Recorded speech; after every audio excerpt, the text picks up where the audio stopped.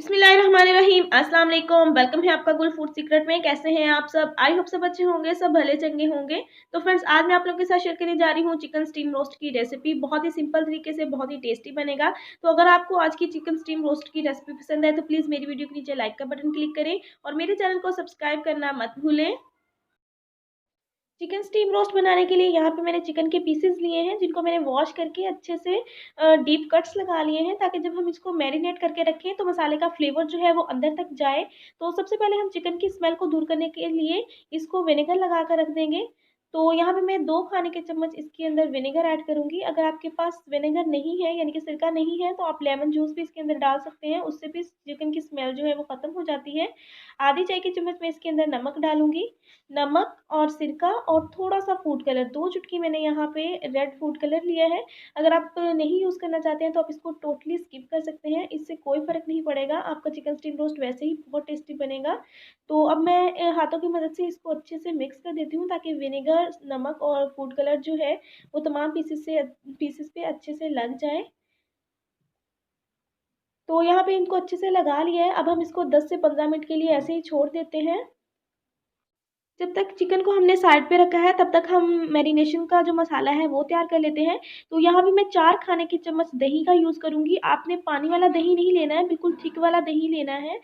और इसके अंदर मैं ऐड करूँगी 1 चाय का चम्मच लहसुन अदरक का पेस्ट, और 1 चाय का चम्मच ही मैंने इसके अंदर हरी मिर्च का पेस्ट ऐड किया है। और इन चीज़ों को हम अच्छे से मिक्स कर लेते हैं। याद रहे कि दही जो है वो बहुत ज़्यादा खट्टा नहीं होना चाहिए। नॉर्मल आपने दही लेना है जो घर में हम खाने के लिए इस्तेमाल करते हैं।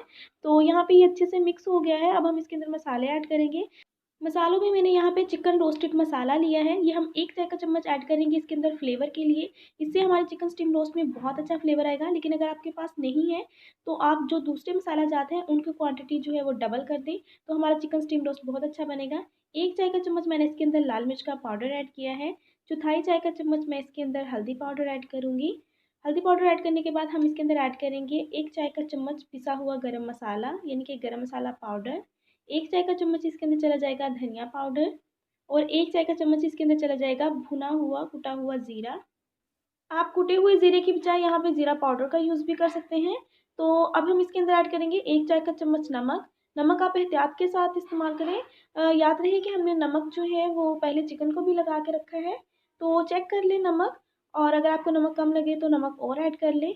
और स्पाइसेस को भी आप अपने टेस्ट के मुताबिक कम या ज़्यादा कर सकते हैं। लेकिन ये चिकन स्टीम रोस्ट जो है वो अगर थोड़ा-सा स्पाइसी हो फिर ही अच्छा लगता है।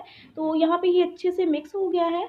हमने इसके अंदर ग्रीन चिली का भी यूज़ किया है, मसाले का भी यूज़ किया है, और साथ हमने इसके अंदर रेड चिली पाउडर भी ऐड किया है। लेकिन अब मैंने इसको थोड़ा-सा और स्पाइसी करने के लिए मैंने इसके अंदर 1 चाय का चम्मच कुटी हुई लाल मिर्च भी ऐड की है, ताकि ये थोड़ा-सा और ज़्यादा स्पाइसी हो जाए। लेकिन अगर आपको स्पाइसी कम पसंद है तो आप कम ऐड करें। तो यहाँ पे ये अच्छे से मिक्स हो गया है, चिकन को देख लेते हैं। चिकन को रखे हुए 15 मिनट हो चुके हैं। अब जो अभी हमने मसाला बना के रखा है मैरिनेशन के लिए वो हम इसके ऊपर लगाएँगे। तो यहाँ पे आप इसको मिक्स करने के लिए हाथों पे ग्लव्स चढ़ा लें, क्योंकि मसाला लगाने के बाद हाथों पे जो है वो बहुत ज़्यादा जलन होती है, तो ये एहतियात करें। तो यहाँ पे अब सारे पीसेस को मैं अच्छे से इस तरह मसाला लगा लूँगी, और जो हमने कट्स लगाए हैं उनके अंदर भी मसाला भर दूँगी। तो यहाँ पे मसाला आपने इसको अच्छे से लगाना है, ताकि कोई भी चिकन का पार्ट जो है वो मसाले के बगैर ना रह जाए। इसी दौरान फ्रेंड्स, अगर आपने अभी तक मेरे चैनल को सब्सक्राइब नहीं किया हुआ है तो मेरे चैनल को सब्सक्राइब कर लें बेल आइकन के साथ, ताकि मेरी आने वाली हर न्यू रेसिपी सबसे पहले आप तक पहुंचे। तो यहाँ पे चिकन को मैंने अच्छे से मसाला लगा दिया है। अब हम इसको 1 घंटे के लिए फ्रिज में रख देंगे कवर करके। बेस्ट रिजल्ट के लिए आप इसको 3 से 4 घंटे या ओवरनाइट के लिए रखें तो बहुत अच्छा रिजल्ट आएगा। 1 घंटा हो गया है चिकन को मैरिनेट हुए, ये बहुत अच्छे से मैरिनेट हो गया है। अब हम चिकन को स्टीम करेंगे। तो स्टीम करने के लिए हमने एक पैन लिया है, उसको मैंने चूल्हे पे रख दिया है, और उसके अंदर मैंने 2 बड़े चम्मच ऑयल के डाले हैं। ऑयल थोड़ा-सा गर्म हो गया है, तो अब मैरिनेट हुए हुए चिकन के पीसेस को हम इसके अंदर रख देंगे। एक पीस मैंने रख दिया है, दूसरा भी रख देते हैं, और अब हम इसको कवर कर देते हैं।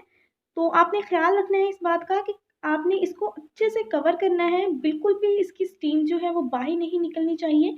तो 2 मिनट तक मैं इसको हाई फ्लेम पे पकाऊँगी, ताकि इसके अंदर जो है वो स्टीम जमा हो जाए। तो 2 मिनट तक हम इसको हाई फ्लेम पे रखते हैं ताकि स्टीम जमा हो जाए, और उसके बाद हम इसको लो फ्लेम पे पकाएंगे। तो यहाँ पे इसके अंदर स्टीम अच्छे से बन गई है। अब हम बिल्कुल लो कर देंगे फ्लेम को, और लो फ्लेम पे इसको 30 मिनट तक हम स्टीम होने देते हैं।